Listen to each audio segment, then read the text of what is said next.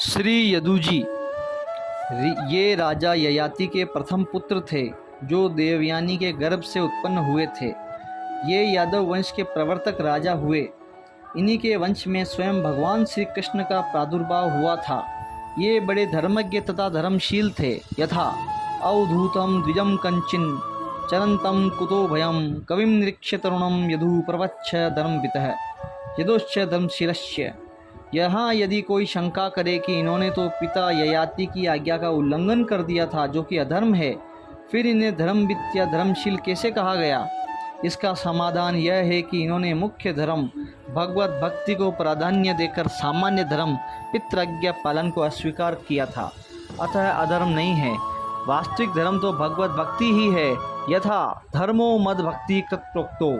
और पिता की आज्ञा मानकर जरावस्था को स्वीकार करने से भगवत भजन में बाधा पड़ती। जरावस्था में साधन उपयोगी नहीं कही है। अतः इन्होंने पिता की आज्ञा को नहीं माना। पुनः परम पिता परमात्मा की सेवा में दत्त चित्त यदु ने यदि लौकिक पिता के वचन को नहीं माना तो कोई दोष नहीं।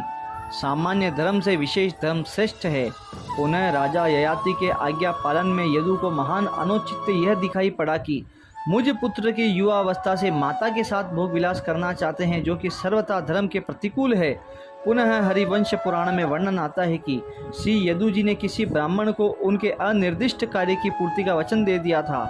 जरावस्था के अंगीकार करने पर वह कार्य संपादन असंभव हो जाता। इसलिए भी पिता की आज्ञा नहीं मानी। इसमें यदु जी की ब्रह्मण्यता प्रदर्शित होती है। पुनः यदि श्री यदु जी ने पिता की एक आज्ञा नहीं मानी तो उसके प्रायश्चित के लिए संपूर्ण जीवन धर्माचरण में बिताया। और इनकी धर्मशीलता का परम प्रमाण तो यह है कि स्वयं भगवान ने इनके कुल में जन्म लिया। श्री यदु जी महाराज भगवान दत्तात्रेय जी से ज्ञान प्राप्त कर जीवन मुक्त हो गए थे। जय श्री कृष्णा।